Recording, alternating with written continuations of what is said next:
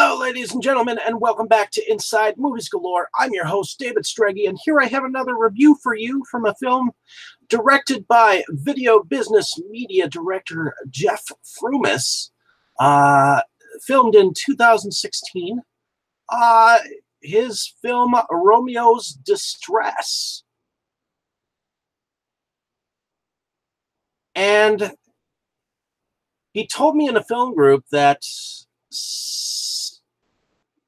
his film he just made, and it intrigued me at the time, but I think that he didn't have many reviews out there at the time, so he didn't take me as serious as a serious film reviewer. Heck, there are still some here in Milwaukee that don't realize how hardcore a film watcher I am. Enough about me. This film was filmed in black and white, which I loved. For the most part, it was about a young man named James, played by Anthony Mackie.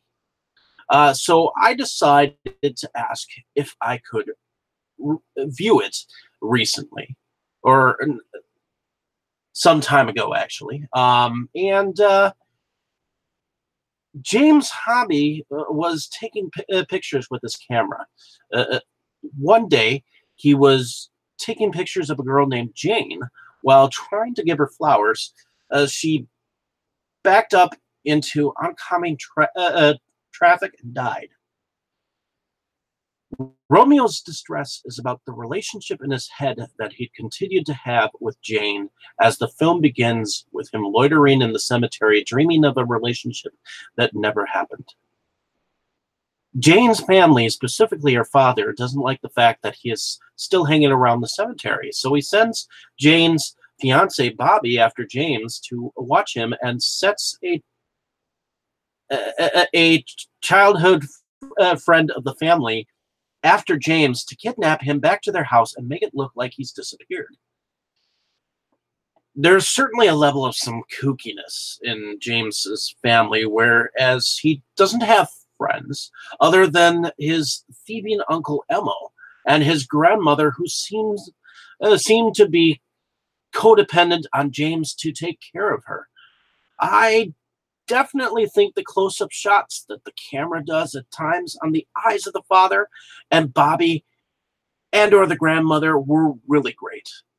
I also think that in a way, in the end, the story did kind of follow the story of Shakespeare's Romeo and Juliet. In a sense, there was a parent who was against him seeing her, but she was rather morbid, already dead and buried.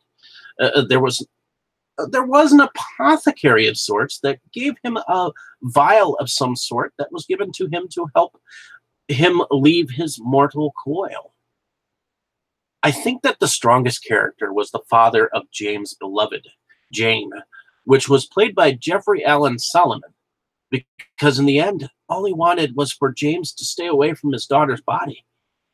I think that the acting was brilliantly played out, and there is a beauty and a romance aspect that though technically all in James' mind, could be a grand fantasy that is within us all. For all we want to find that is that everlasting love and be like kings and queens building our kingdom. I think that this film, from what I know, had a decent festival run, and I think that if you haven't seen this film yet, you are certainly missing out on this relatively dark comedy of wrongness. I enjoyed this film and was very entertained.